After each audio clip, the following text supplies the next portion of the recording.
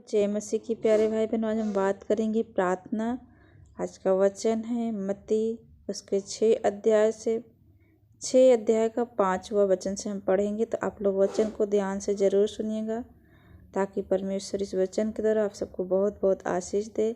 हमें प्रार्थना कैसे करना है इस बारे में हमें बाइबल क्या बताती है, तो वचन को ध्यान से सुनिएगा। वचन को यदि आप विश्वास है तो कमेंट में आमीन लिखें और वीडियो को शेयर जरूर करें ताकि दूसरे लोग भी परमेश्वर के वचन को जानें। हालेलुया। जब तो प्रार्थना करे तो कपटियों के समान न हो, क्योंकि लोगों को दिखाने के लिए आराधनालयों में या और सड़कों के मोड़ों पर खड़े होकर प्रार्थना करना उनको अच्छा लगता है।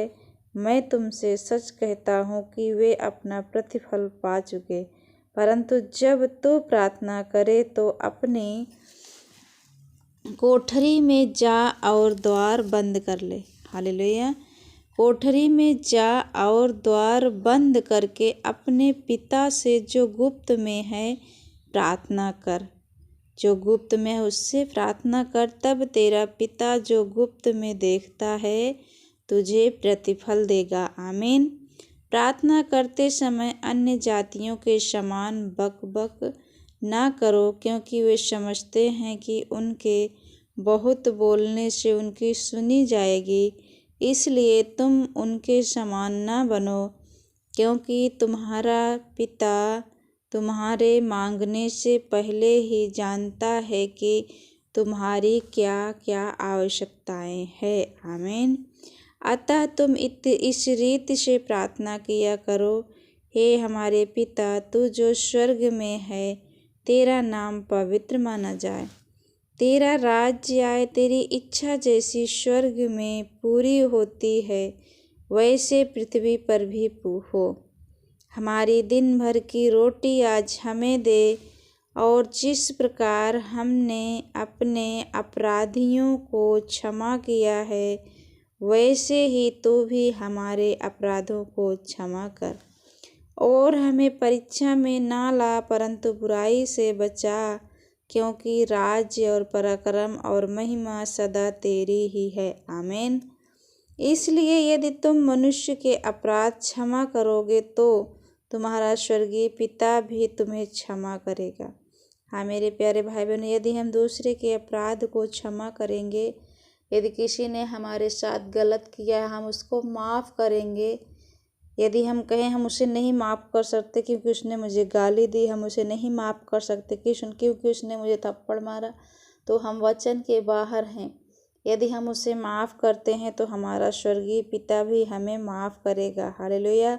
क्योंकि हमने भी बहुत से पाप किए हैं और परमेश्वर ने हमें उस पाप से क्षमा तब देगा जब हम दूसरे को भी क्षमा करेंगे। आमीन। और यदि तुम मनुष्यों के अपराध क्षमा ना करोगे तो तुम्हारा पिता भी तुम्हारे अपराध क्षमा ना करेगा। हालेलुया। यदि हम दूसरे के अपराध को क्षमा ना करेंगे तो परमेश्वर भी हमारे अपराध को नहीं क्षमा करेगा। मेरे प्यारे भाई बहनों, आगे बताती है बाइबल 6:16 में उपवास के बारे में। जब तुम उपवास करो तो कपटियों के समान तुम्हारे मुंह पर उदासी न छाई रहे, क्योंकि वे अपना मुंह बनाए रहते हैं ताकि लोग उन्हें उपवासी जाने। मैं तुमसे सच कहता हूँ कि परमेश्वर इस वचन के द्वारा आप लोगों को आशीष दे और बहुतायत से आशीष दे। मेरे प्यारे भाई बहनों, वे अपना प्रतिफल पा चुके। परंतु जब तू उपवास करे तो अपने सिर पर तेल मल और मुंह धो, ताकि लोग नहीं परंतु तेरा पिता जो गुप्त में है तुझे उपवासी जाने। इस दशा में तेरा पिता जो गुप्त में देखता है तुझे प्रतिफल देगा। आमीन। स्वर्गीय धन। हालेलुया। अपने लिए पृथ्वी पर धन इकट्ठा न करो, जहाँ कीड़ा और काई बिगाड़ते हैं और जहाँ चोर सेंध लगाते और चुराते हैं, परंतु अपने लिए स्वर्ग में धन इकट्ठा करो, जहाँ न तो कीड़ा और न काई बिगाड़ते हैं और जहाँ चोर न सेंध लगाते और न चुराते हैं। क्योंकि जहाँ तेरा धन है वहाँ तेरा मन भी लगा रहेगा। शरीर की ज्योति। हालेलुया। 22 में कहता है, मत्ती 6:22 में बाइबल बताती है, शरीर का दिया आँख है, इसलिए यदि तेरी आँख निर्मल हो तो तेरा सारा शरीर भी उजियाला होगा, परंतु यदि तेरी आँख बुरी हो तो तेरा सारा शरीर भी अंधियारा होगा। इस कारण वह उजियाला जो तुझ में है, यदि अंधकार हो तो वह अंधकार कैसा बड़ा होगा। परमेश्वर और धन। हालेलुया। कोई मनुष्य 2 स्वामियों की सेवा नहीं कर सकता। कोई मनुष्य 2 स्वामियों की सेवा नहीं कर सकता, क्योंकि वह एक से बैर और दूसरे से प्रेम रखेगा, या एक से मिला रहेगा और दूसरे को तुच्छ जानेगा।